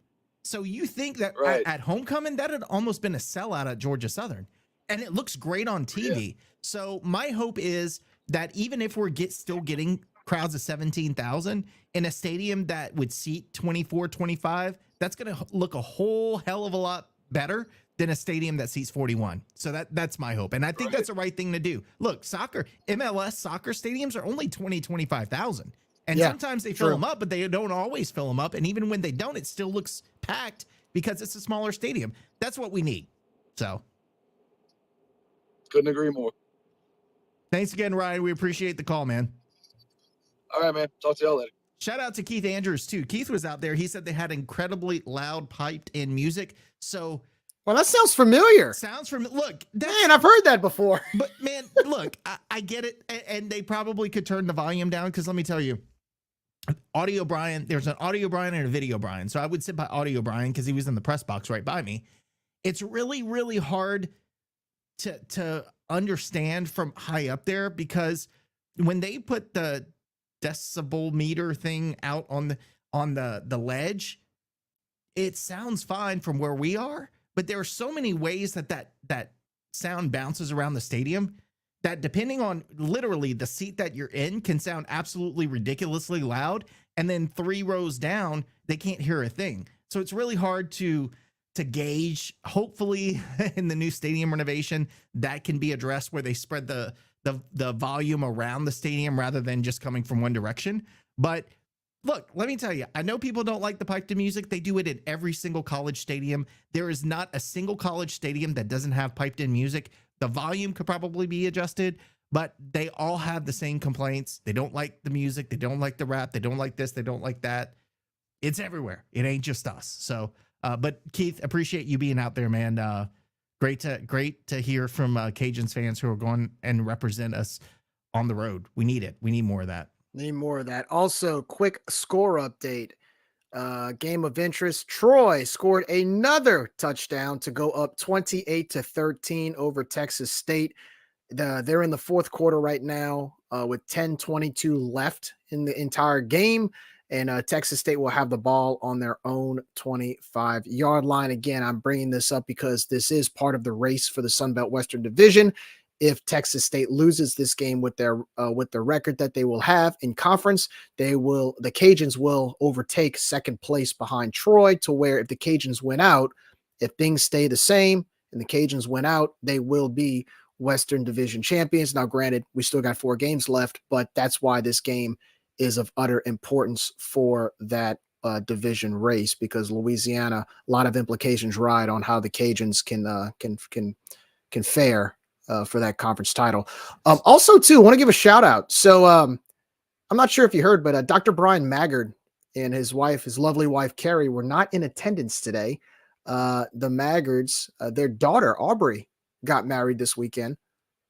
Did she not know that last week was the bye week and that's when she should have had the wedding? I mean, what were they thinking? Oh, well, look, we want to give a shout out to Aubrey. Congratulations on your marriage, and wish you nothing but happiness. And to Dr. Brian Maggard and Miss Carrie, you guys have safe travels coming home, and we will see you next week. Yeah, congratulations. That's very exciting. Jacob, I see you requested to speak, man. You want to talk football? Or you want to talk basketball? I'll talk football tonight. Basketball's coming up though. Exhibition Monday, right? I'm excited. It's nice. It's nice to have success in multiple sports programs. Oh, absolutely. Let's put it like that. We got to defend our title. Yeah, dude, yeah. We've had back-to-back finals appearances in our conference tournament. And hopefully this year we can make a third and win it again. That would be great. There you go. There you go. But on football news, congrats to Dr. Maggard's daughter, Aubrey. I'm also at a wedding right now. I don't understand these fall weddings, but I'm glad it fell on a UL away game. Agreed. But it might be good luck, because I remember calling in or joining a space last year. I was at a wedding. And we also had a Cajun stub. So some good juju around weddings. on road games. Can you find a wedding to go to for the next like 4 weekends? We appreciate it. Yeah, the Troy game. I might have to crash one. That'd be You know, awesome. okay, so Crash Jacob, you know what's Cajun funny about tradition. that? I have missed 3 UL home games since 1999. I've only missed 3 UL home games because of weddings, and all 3 of those games we won. So I'm maybe telling it's good. It's maybe I need to good, go to good find a juju. wedding too. Yeah, it's Yeah, it's we good could juju. crash You're one right. You're together. right. We could crash one together, but I call being Vince Vaughn. You can be Owen Wilson. But yeah, hey, shout out to our team. I mean, it was just whistle to whistle, just an awesome game. You know, I like other fans, you know, we came into this game with like some doubt. I mean, we really wanted that Georgia State game to like be our marker for success, you know, on the season. And our team really showed up. I loved the unis and the helmets today. Nice to get a win in the Cajun script. And like I say that we had a little doubt, but at the end of the day, we're Cajuns fans. Yeah, we have CDS that like lives in the back of our brains. But Oh, it's real. It's it real. was yeah, it's real. But it was awesome to just see our team go out there and like show the nation like who we are. And it was great to see, and I love it. You know, I have a friend who's like a hater. He just lives to hate. He's like the definition of a fair weathered fan. But in all honesty, like our coach, if you have any doubts about CMD, like that dude is a top 3 coach in our conference. Like if you really think about it, like he's up there with Signetti and Summerall. Like there's no other coach in our conference who I'd say, oh yeah, like I'd love to have him rather than CMD. And like obviously I'd rather CMD than Signetti or Summerall because CMD was the quarterback when I started like really watching Cajun games. Because I'm sort of young. I'm only 26. But it was just an awesome win all around. Shout out to the whole team. It was, you know, that South Alabama team averages 35 points a game, and throwing out that garbage touchdown at the end of the game, we held them to 14. 0 in the first half, but 14 on the game, and that's pretty outstanding. So I've always loved Lamar. I've always gave him praise. I think he's a great coach. Even in games that we've like kind of lacked in some defensive play calling, I think he's really shown that he can hold teams to low points scored, and he really proved that tonight. Like South Alabama did not look like themselves, and that was on coaching from our end and the performance our players put on. So shout out to them. No, it's a good point. Like I mentioned earlier, Jacob, we kept them out of a groove. And the dangerous now, the other half of that is when they get into a groove, they're hard to stop. And we saw a little bit of that preview earlier in the third quarter. But the beauty of it, to your point, was that the coaches made adjustments. We made the key stops when we had to, and forcing turnovers and getting that scoop and score pretty much killed their spirit and locked the door on that opportunity. So no, that's very true. Coach Lamar Morgan and his defensive staff deserve a ton of credit by the way they game plan for this offense. Yeah, we give them crap. You know, when we feel like Sure. it's deserved, we say what's on our mind. And look, we don't go after players. So even if it's sometimes a lack of execution, we still blame the coaching staff because look, these are kids. These are 18, 19, 20-year-old kids. So in the end, we feel like the coaches have to get them prepared, but I feel like they were prepared very well this week. And except for a couple of defensive lapses and real issues on the first couple of drives by South Alabama in the second half. I know Josh came on here and saying he's still not confident. He's not a believer, and it took Cabote's run. I still feel like we were in a good position at that point. So it's okay. You can call Josh a hater. I call him a hater to his face. It's okay. I wouldn't say a hater. Sometimes he's a realist, and look, he's got conviction, and I believe. Look, I totally get his point of view, but I still think that tonight we were still ahead of where we were last week, and that's all I think any of us are looking for is progression and getting better week by week. So, but by the way, Jake, did you like those white script Cajun helmets with the white on white? I loved it. What was your opinion, Gerry? Oh, I thought it was great. That was the first time we've ever worn that combo. I agree. You know, I really liked the red face mask that we wore homecoming last week. But I thought these were cleaner. I mean, it Whoever was really. I have a helmet in my office that I got at one of those RCAF auctions, and it was like Levi Lewis's old helmet because it's got like a 17 on the back. That's how I know. Nice. But it's a red hat with the silver face mask. We like wore those for like one season only. I have those too. Yeah, I or have like one. maybe one game, and it's just an awful combo. So I'm gonna need to hit up like So I got a fun fact somebody for in you. equipment and try to trade. I mean, it'd be an unfair trade, but I'd love to trade the red hat, silver face mask with the stacked Cajuns with a all white Cajun script. I got a fun fact for you. Do you know why we wore those chrome face masks? No, go ahead. I love fun facts, Gerry. Give it to me. All right, I got you one. So when Billy Napier arrived, he wanted something gray like Alabama's helmets because Alabama has those gray face masks. And apparently, I don't know if I'm not sure if it was our equipment staff or whatever. Like we couldn't get those solid gray face masks. So the closest we could get were the gray chromes. And so we just wore the gray chromes for like those 2 or 3 seasons that Billy was coach. Yeah, I'm not a big fan of I love having a Cajuns helmet in my workspace. It's a good flex. Yeah, same here. Same here. I know the feeling. but I would love to be able to trade mine for that all white Cajun script. I mean, that would be nice. But yeah, great stuff from the football team. Yes, Nick, basketball season's coming up. If you've heard me on the show before, I'm a huge basketball guy. Wait. Extremely. Go ahead. Keep going. I got a biased. comment. I got a comment on something. Go ahead. Okay, I'm extremely biased. Y'all already know that. I worked for the team, but I love basketball. I think college basketball is the best sport on earth. And the Cajuns got a pretty athletic team this year. I think we're going to play fast, shoot a lot of threes. I think it's going to be fun to watch, and I'm looking forward to the season. All right, so I got to ask you now. This is more or less feedback because I know you have your connections with the coaching staff, and you and Coach Marlin have a good relationship, and you keep in touch with the guys. So I saw that the women's basketball team released their new jerseys. It's a red jersey with the script Cajuns across, and I thought they looked pretty solid. You got to tell the coaching staff for the men's teams we need another script Cajuns jersey to go for the men's side of basketball. Do you not like the very authentic throwbacks that we're wearing this I year, do, but we've worn them before. Like I feel like we can add another one to the mix. We've worn a variation of it, but like having worked on the team when we wore the throwbacks, when that happened, it was the year that we won the conference regular season. Sure. Was when that happened. I remember that. Yeah, the whites, jerseys, the off-brand whites, the off-whites. Yeah. Yeah. And they were nice with the I kind of call it carnival font, like the old school Raging Cajuns.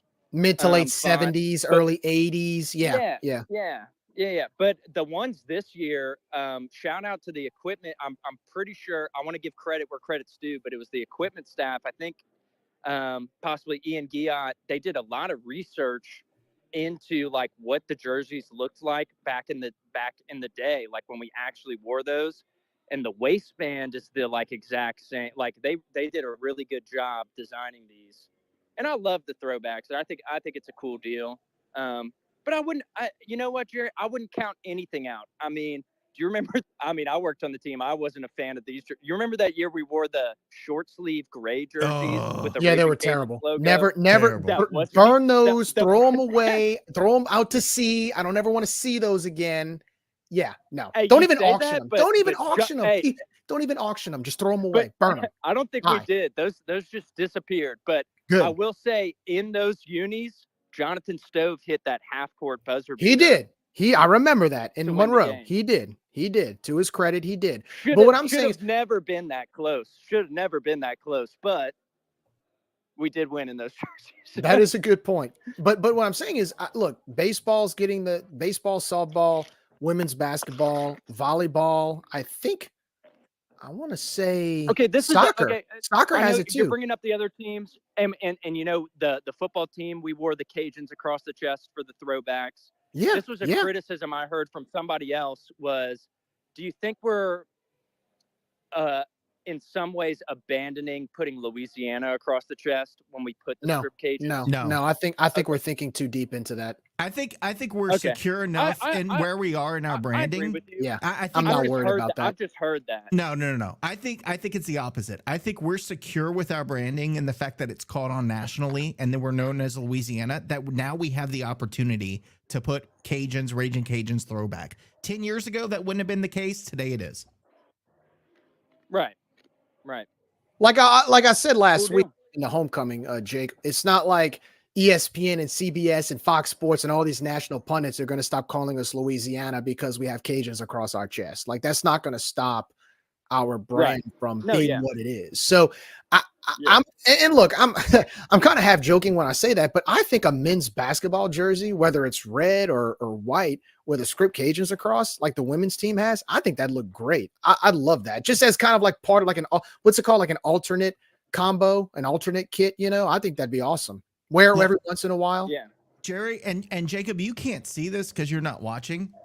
I've got this beautiful game worn original Cajuns Russell jersey in my hand. I'll watch the replay. Okay. So I've got the original Cajuns script with the star J number 20 white jersey. If somebody out there in Cajun land, hey, equipment managers, if you want that jersey, hook me up with the script Cajuns helmet and we'll call it a deal. That's a trade. That's a good trade. You cannot get that anywhere. That is authentic. That is authentic game worn number 20. Limited edition. He put the double limited on there. Double limited edition. I obviously, I don't have any say on any of that, but I wouldn't count anything out, to be honest. We got good people who work in our equipment department. Oh, they're fantastic. I know both of those guys. Yeah, I know both of the guys, the director and associate, really well, because when I was a freshman student, those two guys were a senior and a graduate assistant, so they're like homegrown. Dude, I remember it's a lot different than having an outsider come in and be our equipment manager. You know what I'm saying? I remember when Ian was a freshman. Okay, he had just enrolled because I was an equipment manager for a year for football in 2007. Yeah, and one of my buddies who was also a manager, he's a local high school coach now. He actually roomed with me for a little bit, and Ian would come by as a freshman learning the ropes. And to see him evolve into what he's done, he's one of those guys. He's kind of like he followed the footsteps of Big Lynn. Big Lynn was a student manager. It's hard to think about because from your experience and me from mine, like basketball is a little separate from football. It kind of all runs through the equipment room, but it's separate in their individual sports. But it's kind of hard to conceptualize. Like, wow, Ian is in the position of Mr. Lynn. He is, and for me, it's hard to even conceptualize that in my head. But he is, and I think he's doing a great job. And Ethan Weibel is the associate director. Yep. He's one of my fraternity brothers, but he has experience with UL. He's homegrown. He worked with the Miami Dolphins, came back, and it's a lot of good stuff. We've got some cool stuff coming out.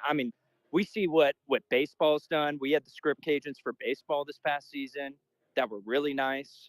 It just seems like we've got nice stuff just consistently being pumped out, which is cool to see. But I think that compared to the old days where it was like pretty basic. And that, I know one of the big things with, you remember back in Hudspeth's days, and he used the same strategy at Austin P, like the number of uniform combinations. Yeah. You remember that? It got a little cheesy. It got cheesy. Yeah, we have 56 uniform combinations. Like, come play here. Well, yeah, we've got the combos, but every set, like whether it was the jersey or the pants, it was kind of basic looking. And I like the traditional, like, I know you kind of ragged on Napier with the face mask color, and I agree with you on that. But I wish that we wore the all reds at home with the double white stripe. And then on the road, we wore the white script Cajuns all white. Like, I think those two are clean. That's just my opinion. My personal favorite is always going to be, and this is only because it's nostalgic and it's more sentimental for me growing up, coming to the games, is always going to be the red script Cajun helmets, the red jersey with the white pants and the red stripes. That's just that. It's more of the generic home uniform we used to wear in the 90s, but like I always Yeah, will and for me, love that in combo. like the mid 2000s, I remember the Finroy, like red on red, Red on red red. Yep. helmet, Yep. with the white kind of spear stripe down the Yep. side. You remember that? That's when we were students. Like Yeah. that's what That I we, grew up with. yep. Jerry Babb, Yep. Oh yeah. my favorite UL quarterback. Although Zion Chris is making a good argument. Yeah. But yeah, the old Jerry Babb, early Desimo days, the white spear on the side. I don't think, I guess that's and the best way to describe it. because of the type of material we had, or the type of jersey we had, we didn't have names on the back for a couple of years, if I recall. Yeah, no, and then when we did get names, if you remember, they were like large. Yeah. Yeah. They were. That was the like year I was a tall student names. manager. Yep. I remember that. I remember that. Because you were putting the letters on the back. I wasn't, but I remember it was a new uniform combo. There were new jerseys that we got, and you could definitely tell by the number font and whatnot. Like you can tell by the size and stuff. And the following year, the numbers were sewed on. They weren't like the ones that were just kind of like you imprint them. And we played a lot better with them too. So I'll gladly take it. I'd like to amend my statement. My favorite UL quarterback growing up was Brad McGuire. Rest in peace. May you rest in peace. Yep. Yeah, because I would sit down on the railings as a kid. You remember the kids used to sit across the like railings at the bottom of like the season ticket holder side? Mm-hmm. And I used to just lock on to Brad McGuire calling in the plays, like the offensive plays, with like pistols and like whatever he did hand motion wise. And I was like, we need to put this dude in the game. He knows what's going on. And from my memory, now I don't know if this is true, but from my memory, every time Brad took snaps, that dude was like balling, rolling out runs, 30-yard runs, slinging it. He was like our Brett Favre type dude. But it was like the bias of like, oh, you always want to see the backup play. Like, oh, what can the backup do? Let's see what the backup can do. He was our Taysom Hill because he would play tight end. He'd play fullback. He'd play quarterback. Too, remember? He played special teams. He did everything. Yeah. He did everything for us. He was a great guy too. I love this game. Number 8, rest in peace.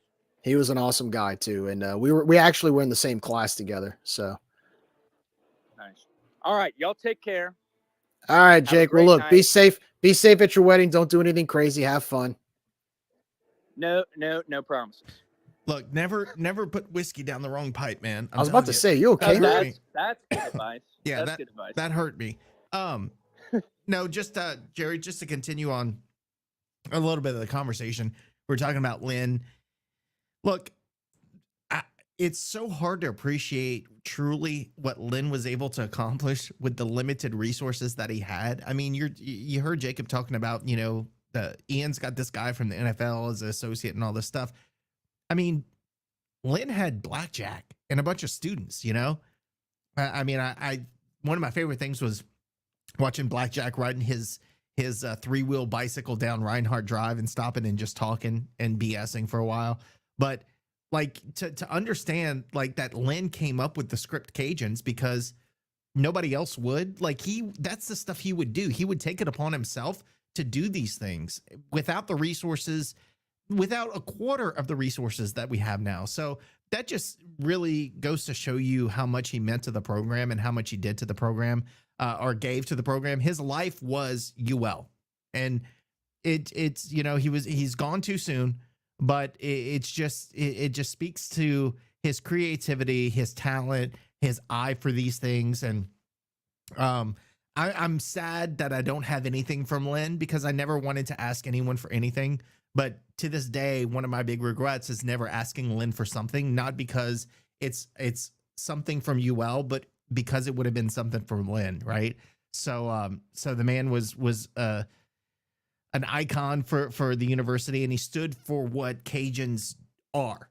They're resourceful. They make do with what they have, and they do the best with what they have. And it 9 out of 10 times turns out better than stuff that 60 miles down the road they have, because with all the money that they and resources that they had. So just again, thinking about Lynn, thinking about what he gave to the program and everything that he did with his limited resources, just goes to show you some of our favorite memories and things that the Cajuns wore are because of Lynn Williams with very, very limited resources years before. No doubt about it. And look, working with Lynn, I mean, he made us work, and he had a high demand for his students. But if there's one thing that nobody can deny, was he took care of us. I mean, he always had our backs. He was always fair, and he always demanded the best. And to your point about not having the resources, to your point about being limited with whether it's certain, equipment or whatever, he still won a national award, I think multiple times, for manager of the year. And this is, I mean, amongst every major university out there, he was the one that got the award on a national stage. I mean, everybody knew who Big Lynn was, not only because of the type of worker he was, but the type of person he was. And he always ran that equipment room kind of in a family environment. Like, you always saw his family there. I got to know his sisters. I got to know his brother. I got to know, I mean, we're friends with his nephews. We're friends with his, with all of his family members, because that was so important to him. And it showed through the culture of that equipment room into the Cajun culture and the athletic program as a whole. So, Lynn may have passed away a few years ago, but his spirit will always be in that equipment room. And it's great to see Ian Gilliott and Ethan stepping in, like Jake mentioned, and continuing the legacy that Lynn started and running the equipment room in the way that Lynn started it. And they're always welcoming. They're always trying to continue to innovate, but also keep that culture going. And I think we're in great hands. We are in great hands. And if not, I'm going to go to Ian and basically fuss at him if he doesn't. But I'm totally kidding about that. No, Ian's good people, and he's a local guy. He cares. He's a hard worker. And so we're when you see the uniforms we have and the type of marketing we have with the paraphernalia that we in apparel that we bring out with our student athletes, it's those guys that make it happen. So keep up the good work, equipment room. We love you guys. Y'all are fantastic. Yes, and make a Script Cajuns helmet happen for me and for Nick. All will be good. He'll trade you his authentic baseball jersey from the 1990s. That you ain't getting that from Reebok or Adidas or wherever. That's true Russell gear right there, son. By the way, everybody, score update. Troy looks like they put the final nail in the coffin. Texas State has the ball, but Troy Trojans lead Texas State by the score of 31-13 with 1:06 left to go in the game. Troy will win this game, and they will be in sole possession of first place in the West. But guess what? Your Louisiana Raging Cajuns right behind them in second place in the West. So gotta love Cajuns still control their own destiny, baby. Huge win for the Trojans, and now it's time for the Cajuns to continue to keep their heads down and continue to grind like we always do. Nick, any more callers? Anybody still in the space? We've been talking for almost 2 hours, man. No, I think our space is good, man, so we can wrap it up. Awesome.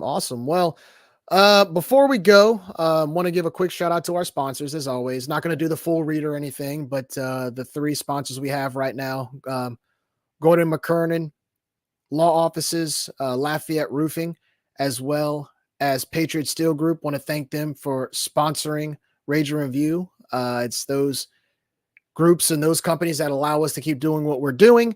And we want to thank the fans, everybody who tuned in tonight. Thank you so much. To everybody who traveled to Mobile, thanks for bringing the culture over to Mobile, Alabama, to South Alabama, and helping our Cajuns to victory. To all the players listening in, great game today. It was a lot of fun watching you take down the Jaguars and keep us in this hunt, keep this season fresh and fun. Got to keep staying focused, man. Arkansas State next week, big time rival. Doesn't matter the history. They are a really good football team. Can't overlook them. But that's going to do it for tonight. Please don't forget, like, subscribe, comment. We are on YouTube, Twitter, Facebook, Instagram, Twitch. You can listen to us on Apple iTunes as well as Spotify. And I think Nick will have this episode either on tomorrow, which is Sunday, or Monday, so you can hear all of the feedback on our great victory in Mobile, Alabama. So that's going to do it. Cajuns victorious over the South Alabama Jaguars by the final score of 33-20. The Cajuns are now in in second place behind Troy, who is in sole possession of the Sun Belt Western Division. The Cajuns overall record now sits at 5-3, 2-2 in conference, and they will return to action next Saturday as they head over to Jonesboro, Arkansas to take on the Arkansas State Red Wolves. Kickoff will be at 2:00. You can watch the game on ESPN Plus. In the meantime, Nick and I will be back this week to close out our review of the South Alabama victory, and we will preview the upcoming game against the Arkansas State Red Wolves. We will also talk about Cajuns volleyball. We will talk about Cajuns soccer. We will talk about Cajuns basketball, as well as everything going on Reinhardt Drive in the area. Thank you, everybody who tuned into the space. Thank you for listening.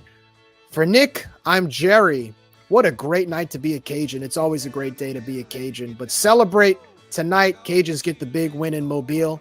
Be very careful. Be safe. We love you guys. We will see you next week. Go Cajuns. And in the words of the late, great Big Dave Thibodeau, bye. We out of here. See you next week for more Ragin' Review action.